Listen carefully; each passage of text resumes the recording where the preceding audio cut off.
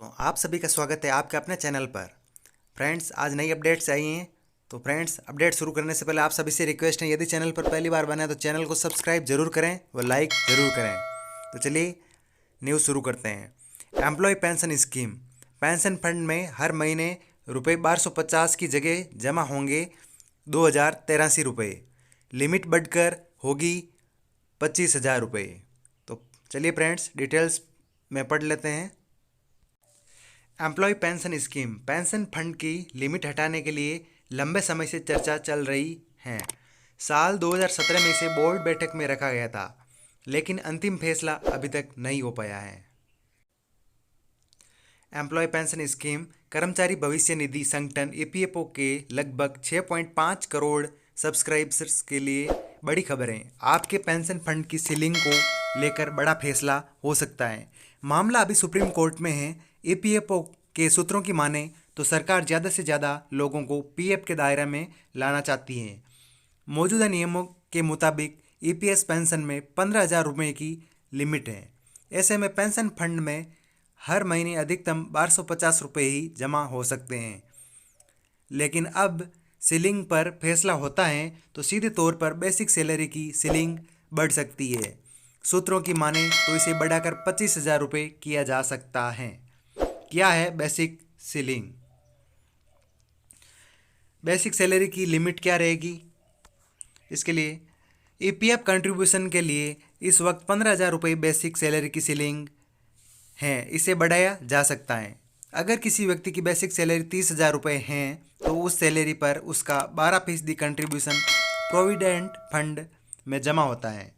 इतना ही share employer के खाते से भी होता है, लेकिन एम्प्लॉयर के हिस्से को दो जगह जमा किया जाता है, पहला ईपीएफ और दूसरा ईपीएस। पेंशन फंड में जमा होते हैं सिर्फ 1250 रुपये। एम्प्लॉयर के 12% हिस्से को भी 30,000 रुपये की बेसिक सैलरी पर ही जमा होगा। लेकिन पेंशन फंड में बेसिक सैलरी की सीलिंग 15,000 रुपये है। लिमिट होने की वजह से बेसिक सैलरी 15,000 रुपये का 8.33% हिस्सा सिर्फ 1250 रुपये ही जमा होता है। लेकिन लिमिट बढ़ाकर 25,000 रुपये हो सकती है। ऐसा होने पर कैलकुलेशन 25,000 रुपये पर होगा, मतलब 2,082 रुपये, 2,083 रुपये हम मान के चलते हैं पेंशन फंड में जमा हो सकेंगे। इससे पेंशन में भी इजाफा हो सकेगा। 30,000 रुपये के हिसाब से मौजूदा स्ट्रक्चर को समझें। बेसिक सैलरी 30,000 रुपये, कर्मचारी का कंट्रीब्यूशन 12% के हिसाब से 36 रुपये होता है, एम्प्लॉयर का कंट्रीब्यूशन 12% का 3.67% के हिसाब से 2,350 रुपये होते हैं। पेंशन में कंट्रीब्यूशन 8.33% के हिसाब से 1,250 रुपये होते हैं।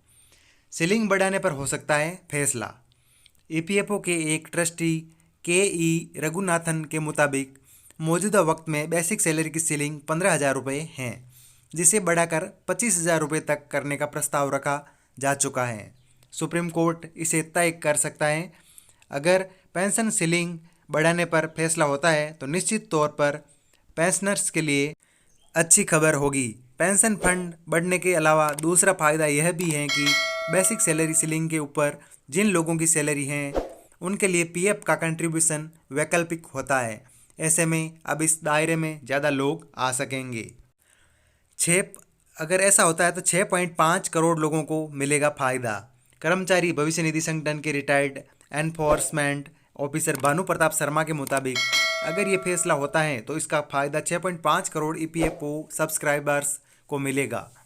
पहला ये कि ज़्यादा लोग इसके दायरे में आ जाएंगे, और दूसरा एम्प्लॉयर का शेयर बढ़ेगा तो पेंशन फंड में भी इजाफा होगा।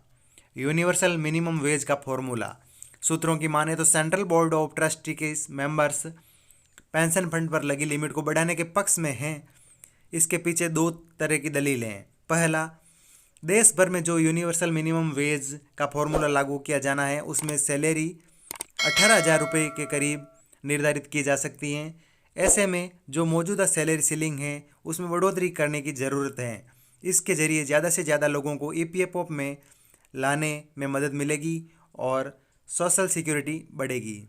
तो चलिए फ्रेंड्स, ये थी न्यूज़। आज के लिए इतना ही। Thanks for watching video. Please channel को सब्सक्राइब लाइक ज़रूर करें। जय हिंद, जय भारत।